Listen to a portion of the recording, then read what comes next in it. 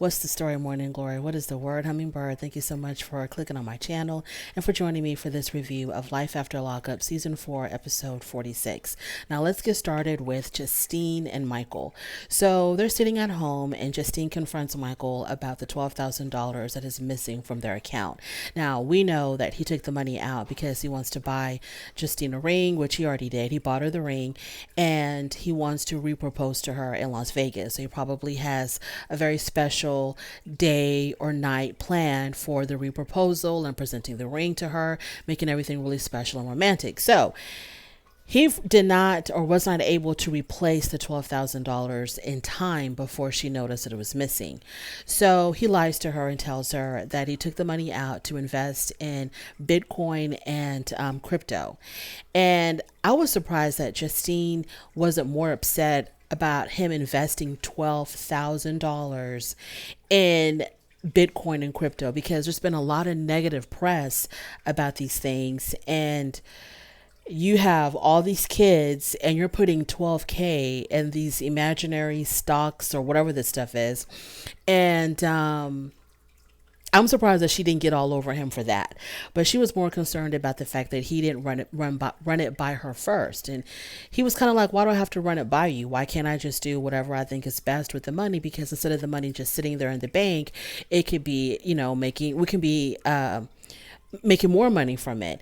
And she was like, well, I understand all that, but you need to run it by me first, because I always consult with you before I take a large amount out or whatever the situation is, but you never consult with me. And then she says, this is the reason why I had second thoughts about quitting my job, because now I'm very dependent on you, and I think what she was trying to say was, you're putting in the money, you're still making money, so you can do whatever you want with it, because she's not putting in money like the way she used to. She feels like, she's the one that has to ask for permission or has to consult with him before she does anything big with the money. I'm assuming that's what she was talking about. So he says that, then he tells her, well, just open up your own damn account. And then she goes, this is my account, fool. I added you to this account. And so Mike said, well, I put a lot of money into your account. And Justine says, well, don't act like it's just you that was putting money in that account. I was also putting money in it. And he says, yeah, because of the things that I told you to go out and do when I was locked up. That's how you were able to put, large amounts of money in it. And then she says, also because I was working 16 hours a day, and that also contributed to the account. So they're kind of going back and forth on this issue. And then at the end of the day, they decide that, hey, we can't go to Vegas, mad at each other, stressed out about this. So let's just, put this to the side and try to have a good time in Vegas. And so they kiss and they make up. So then they arrive in Las Vegas. This is Justine's first vacation in 14 years, y'all. In 14 years. Single motherhood is real out there. So they both meet up with Mocha. They have a business meeting with Mocha, and Justine says that she's going to be on her best behavior because this is to benefit Michael, and she doesn't want to mess it up. So she's going to be on her best behavior, not give Mocha a hard time, not side-eye Mocha. So when they get there, Mocha gives a really warm greeting to Michael, gives him a hug and everything, happy to see him, but he completely ignores Justine. So as they go into I guess it was like a studio, Justine is asking Mocha, she says, hi, it's nice to see you. And he's like, hi. And then Justine says, how's it going? And he's like, pretty good. Not looking at her. His back is towards her, not showing her any type of respect whatsoever. So even Justine made a comment about this in her confessional, how rude Mocha was. And I'm thinking to myself, Mocha, what are you doing? This is Michael's wife. Okay, this is his wife. It's not some floozy that he picked up off the street. It's not some groupie. This is his wife. And no matter how you feel about her or how she feels about you, Mocha, please show her the least amount of respect. You don't have to roll out the red carpet for her, but please show her the least amount of respect. Because Mike has a lot of respect for Mocha, and obviously he loves and adores his wife, Justine. So you don't want Michael to feel like, he's caught in the middle of this storm. So yeah, y'all need to kind of get it together, Mocha and Justine. So they sit down, they start talking business, and Mocha says that he's got the blueprint to Michael's success. Michael just has to hop on board. And This is when Michael decides to tell Mocha, because Mocha had no idea up until now. He decides to tell Mocha that Justine is pregnant. And when he tells Mocha that, Mocha was not happy. He was absolutely not happy. But at least he had the decency to congratulate Justine. So he's so upset, and so he takes Michael out onto the balcony to have a conversation with him. And he tells him that he's very disappointed in him. Mocha, his whole thing is that he sees, I guess, a lot of potential in Montana Millz. He sees a lot of potential in him, and he's very eager to work with him. And the sky's the limit. But because now he's married and he has all these kids, and now he's about to have another one, you have a wife that's probably going to be wanting you to be home and wanting you to help out with the household stuff and help out with the kids. You're not going to be able to devote as much time and do what you need to do for your music. Because Mocha tells him, are you going to be able, like if it's 2:00 in the morning and you got to fly to LA or fly to New York or wherever, because there's a well-known artist that wants to work with you, and this is the only time that they have to get into the studio with you, are you going to be able to like hop on a plane and be there? Or are you going to have to run it through your wife, ask her for her permission, and it depends on what kind of mood she's in. You may or may not be able to go and do it. So he tells Michael, you're competing with these young 18, 19-year-old kids out there who have the energy, the passion, the desire, and the ability, to make this music thing happen. These are your competitors, these young kids who are not tied down by wife and children and whatever else, and they can do whatever. They can travel around the world. They can be all day and all night at the studio, rehearsing, doing this, doing that, making appearances, going to parties, because that's where you got to network. Are you going to be able to do this? Because, you can't have it both ways. You can't be the perfect family man and then be the up and coming, rising, successful artist. It's just not going to work. And Mocha asks him, do you know of any other artist that when they got signed on to a big record label who were already married? So when he said that, I was like, let me do my damn research, because I could have sworn that LL Cool J and Ice Cube, those are the two that popped into my mind right away, that I knew for sure had been married a very long time. Like as long as I've known them, I think they've been married, not to each other. They have wives. So I Googled it, and sure enough, Ice Cube got married in 1992, but he was already making it big with NWA, I think, before 1992. So he wasn't married when he signed on or whenever NWA initially took off. And then LL Cool J, he got married in 1995. And he's been doing music since the I don't want to say early 80s, definitely early 80s. He was already big. So yeah, Mocha was right. I couldn't think of any other rap artist that was already married when they signed on to a big record label, and who, like, there were nobody before. And then there are some, they made it big afterwards, but they've been married the whole entire time. I couldn't think of anybody else. There could be rappers out there, I don't know, but the ones that I thought were already married weren't when they signed on. So he tells him that because you're still wearing your ring, that's letting me know that music is not your priority. And Mike decides, Mike is sitting there. You can tell that the wheels are turning in his brain. You can clearly see that he's like really taking in what Mocha is saying. And so Mike tells him that, okay, I'm gonna do it. I'm gonna do this music thing. I'm gonna give you 1,000% of myself. I'm gonna make my music my priority. And so when they go back inside the studio, Mocha says that he has a show lined up for Michael the very next day. And Mocha tells him that not only does he have to get rid of his damn ring, he's also gonna have to get rid of all the family pics and wife pics on his social media. Justine didn't say anything. In her confessional, she says that, he's a hater. And so after that, the meeting is over and they leave. And I'm thinking to myself, is she going to give him an earful, when they get back to the hotel, or is she going to be cool with it? I think that Justine should be cool with it. Okay. I think she should be cool with it because his stage persona, Montana Millz, it's this character that he has to play to get this bread. This is what he has to do to make this money, to put them where they feel like they need to be financially. And so he's got to do whatever it takes. And so, he doesn't have to be a famous rap artist to cheat on her. Okay, he can be broke as a joke and still cheat on her.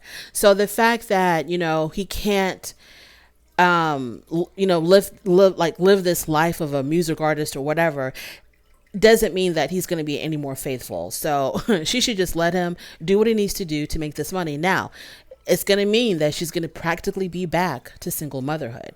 She's going to be back to being at home alone with the kids while he's doing whatever. He's in the studio, he's doing concerts, he's traveling, assuming that Mocha is right and he does have the blueprint to Michael's success and Michael's career does take off, then yeah, she's going to be back to being a single mom again. And he's going to be dropping by now and then, in between gigs, in between shows, in between parties, in between studio sessions. He might drop by now and then. And so now she's having this baby with him.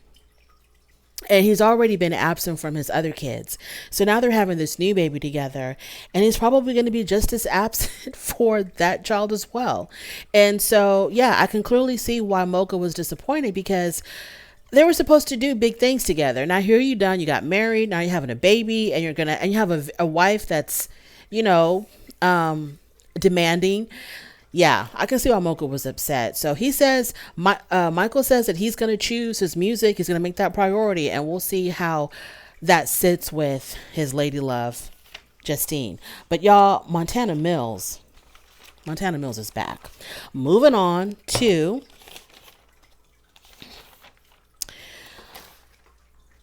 let's go talk about Chance and Taylor. So when we see them, Taylor is deep into labor, and we are there when their son Mason is born, 8 pounds, 6 ounces, a big, healthy, chunky baby. Chase gets the opportunity to cut the umbilical cord, and they put the baby, obviously, they're going to put the baby on mom's chest, right? So she's holding her baby, and they're still, dealing with her. And so she's laying there, with her legs in the stirrups and everything. And she's holding her baby, getting that bonding moment. And Chance takes the baby from her. And I understand that, he's an eager dad and he can't wait to hold his son. But I was like, I kind of didn't like how he just kind of yanked the baby away from her. Now, it wasn't as aggressive as that, but I was like, she just gave birth to this child. She carried this child for 9 months. She just gave birth to this child. Can she hold her baby just a little bit longer? And then after they finish weighing him and wiping him down and everything, then they can go ahead and hand the baby to dad. But I just didn't like how he just kind of grabbed the baby from her. Moving on from there. So we're back to real life. Okay, the baby's home, the baby's crying, needs to be fed, needs to be changed. Total chaos in their house. And Chance lets us know that he got laid off from work. And Taylor doesn't know. He doesn't want to tell Taylor, because if he tells Taylor that he got laid off from work and he doesn't have a job to go to, she's going to start feeling suspicious when he goes out looking for a job. And she's going to assume that he's not really looking for work and that he's actually meeting up with women. But you could be doing that even if you were actually going to work. You know what I'm saying? I'm like, okay, just because it didn't make any sense to me that he said that, because you could be at work and still meeting up with women. You know what I mean? You can meet them on the way to work, on the way from work, at work. So I don't understand why he couldn't just be honest with her. So he has to put his pride to the side and go to one of his friends and beg for a job. And he doesn't want his friends to know that he's desperately looking for work. But he needs the money. He's getting desperate. So he goes to one of his homeboys who is like he flips homes or whatever. He renovates homes and sells them, I guess. And the guy didn't have any work for him. So now Chance is like, okay, what the hell do I do now? I'm pretty sure his credit cards are maxed out. Can't find any work. And so he decides to go to a bar, of all places. He goes to a bar, and in the bar there are slot machines, and he decides to play the slot machines. And he wastes, I think he said $70 in like 30 minutes or an hour or something. And he feels really stupid, but he says he felt like he was going to win. I don't know what to say about Chance. I don't know what to say about Chance. I understand that with his record, he can't find a regular type of job, and he's not like a regular type of job kind of guy. He's not someone to like go to an office and do 9 to 5 or anything like that. He likes to be an entrepreneur. He's like a hustler. He likes to hustle, get money where he can get money, do this, do that. Do different types of jobs, different types of projects. That's the kind of stuff that keeps him interested. So I don't know. I don't know what he's going to do. I don't know what he's going to do. And so Taylor, on the other hand, she's calling her sister Bobby, and she's telling her sister all the problems that her and Taylor are having. They're having relationship problems. They're having money problems. And Bobby wasn't even there when Mason was born. And her whole purpose, this is what she told her sister, that her whole purpose of coming back to Missouri was to watch her one and only nephew be born. And the girl wasn't even there when the child was born. So I was thoroughly confused about that. Because I was like, there was plenty of time for her. I don't know. Maybe there wasn't any time. But I was kind of confused about like why Bobby wasn't there. And I don't know what the hell Bobby's going to do about giving her sister advice. Because, this woman, now you have a kid with him. You have a kid with him. So you can't get rid of him. You can't just be like, okay, let's just break up and I don't want to see you ever again. You're going to have to make the rest of your life work with Chance somehow, some way. Moving on to Derek and Monique. So we see Derek packing up because he's on his way to Chicago to see Monique. And he says that he is going to go see her. He's going to go make her feel good. He's going to love on his woman. So he's waiting on his travel pass, but he's already packed. This whole thing about the travel pass to me was just like fake drama. I didn't believe it. I did not believe this for a second. I think he'd been knowing that he could travel, but they just do this fake scene where, like, who in their right mind would not call their parole officer before they get on a plane to verify that they can travel outside of the state that they're paroled in? Because his uncle, who came to pick him up, his uncle said, have you talked to your parole officer about your travel pass? And he says, no, not since yesterday. Okay, but you're about to get on a plane today. And from the time that you woke up until now, you never thought about calling your parole officer to make sure that it was okay for you to leave the state? You see, that's why I didn't buy it. He'd been knowing that he could travel. The travel pass had been granted to him. Even the parole officer, whoever they hired to play the parole officer, sounded like they were reading from a script. It didn't even sound like a natural conversation. At first, the parole officer says, you're denied, and then calls right back and says, well, I'm going to go ahead and approve it this time. Man, get out of here with that fakeness. So before he actually left to go to the airport, and as he was getting ready, he was saying goodbye to his grandmother, Big Ma. So he told his Big Ma that, hey, I'm getting ready to go to Chicago and I'm going to be proposing to Monique. Big Ma was shocked. She had to sit down. Poor thing had to sit down.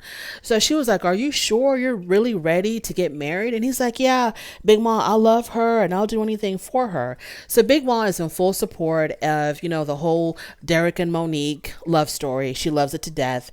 And she tells Derek, don't let your siblings get in the way of your happiness. If you want to be with Monique, go be with Monique, and don't let your siblings get in the way of that. And before he leaves, she gives him $500. And I was like, that's such a typical grandma. That is such a typical grandma. She gives him $500 for him to take with him to Chicago. And the uncle is also in full support of his relationship with Monique. He even gave Derek a bouquet of flowers to give to Monique. So his father's side of the family, they absolutely adore Monique, and they're in full support of the relationship between him and Monique. And it seems like him and Monique are still going strong because they're doing all of this press. They're all over the place being interviewed. So it seems like they're still together and they're still doing pretty well. And what can we say? We're happy for them, right? We are definitely happy for them. Moving on to, got all my pages mixed up here. I do apologize. Amber and Puppy, y'all. Moving on to Amber and Puppy.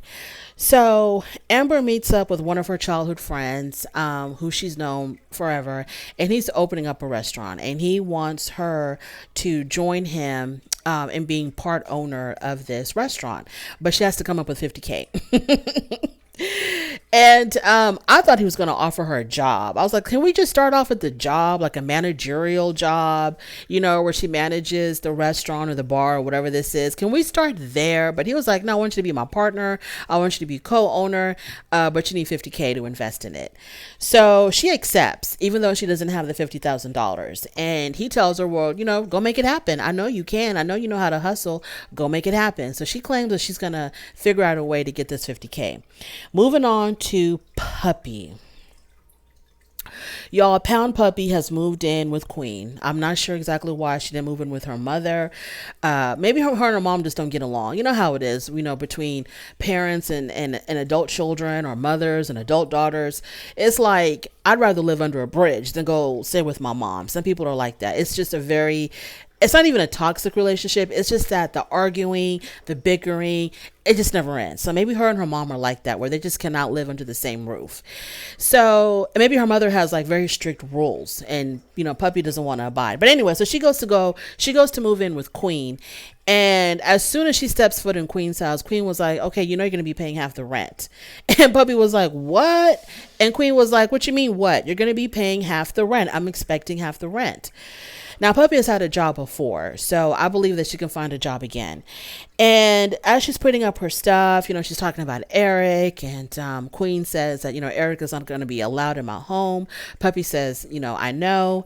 And Queen says, I know that you're still, you're not over him. You're not over this man. And she's like, no, I'm not over him. I really love him. Then she starts crying. Can I get an episode?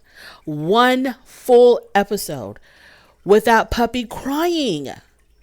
One full episode. I don't know what is going on with Puppy.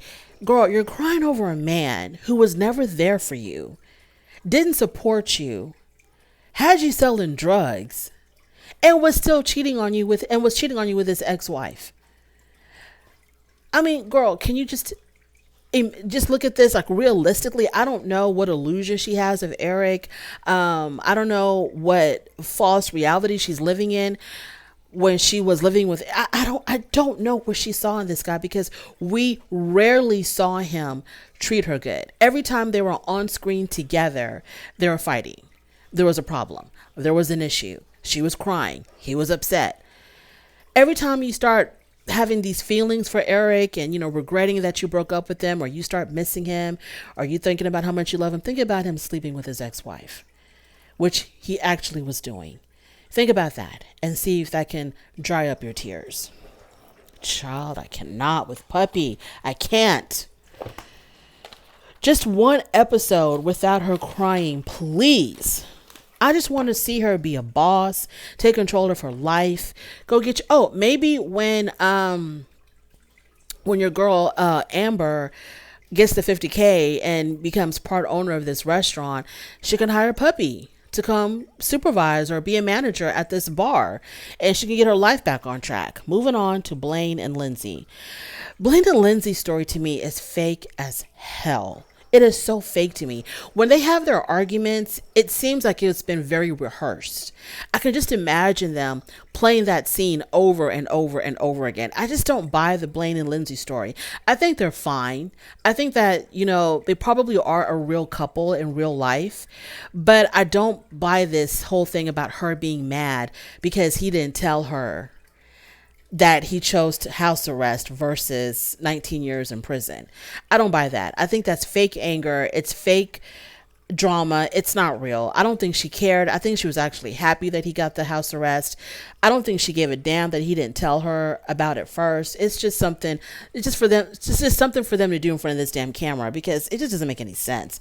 So she says she's leaving. Okay. She's packing up her little tiny suitcase, and she says that she's leaving. He doesn't want to tell her where she's going.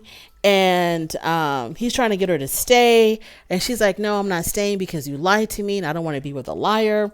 And the argument they had in the kitchen was scripted as hell. And so she goes, y'all, who the hell believed that Lindsay was actually leaving with that tiny little Doc McStuffins suitcase? Who believed that? I mean, she could probably fit a day or two worth of clothes in that tiny little suitcase. And so she's dragging this little suitcase behind her down this dirt road. Where are you going, Lindsay? Where are you going on this dirt road with that tiny suitcase? Anywho, so Blaine, he goes to church with his dad, Lindsay's mom, and Lindsay's daughter, and I think one of Lindsay's friends. They all go to church. One of Blaine's friends is a pastor at this church, and so I guess the friend allowed him to give his testimony that particular Sunday. So Blaine gets up there. Oh no, there's no Lindsay in sight, right? When they all meet up outside the church, he's like, "Where's Lindsay? Where's Lindsay?" And the mom is like, "You tell us. We don't know where the hell she's at. It's your woman." So they go inside the church. The pastor preaches for a little bit, and then Blaine goes up to the pulpit and he gives his testimony. As he's giving his testimony, Lindsay shows up. It's just very like overly dramatic, right? Lindsay shows up and he's giving his testimony. He's crying. He's talking about his beautiful grandmother and how much his grandmother meant to him. Then he's talking about Lindsay and her daughter and her mom and how, you know, this is the family that he's always wanted, etc., etc. And as he's testifying, Lindsay's crying because, you know, it's so emotional for her that this man, you know, that loves her so much is up there testifying and saying all these wonderful things about her. And then after church, they go talk outside and she's like, "I'm still mad at you that you didn't." Girl, what the hell did you want this man to do?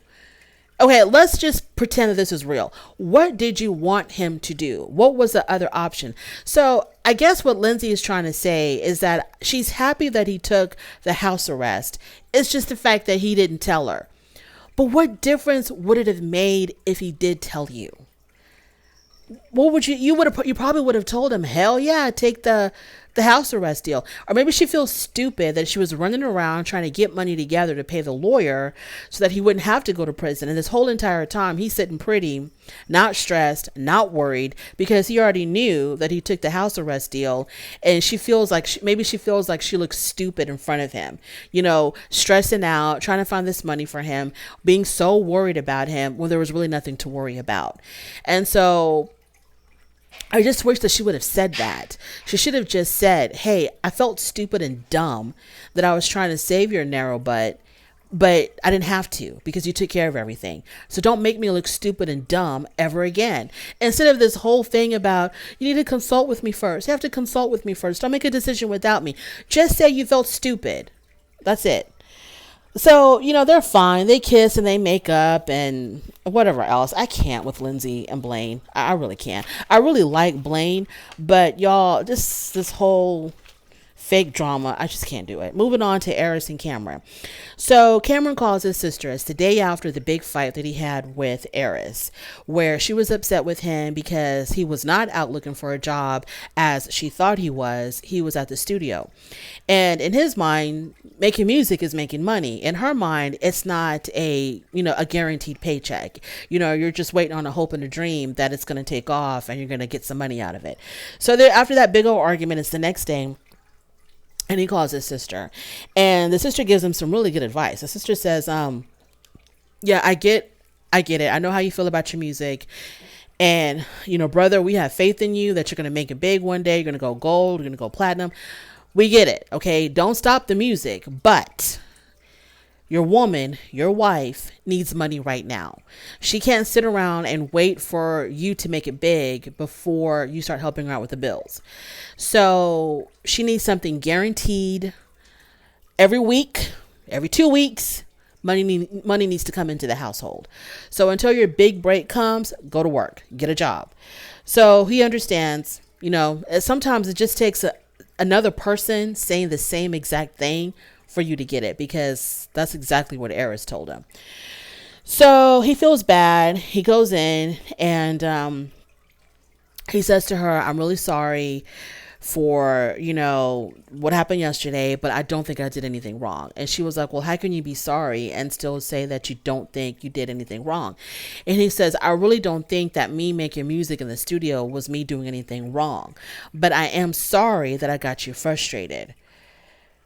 No, you need to apologize for not looking for a job. Okay, that's what you need to apologize for. Not for getting her frustrated or for being out there making music. Making music is not wrong. But you should have done all of that after you put in the work to look for a job.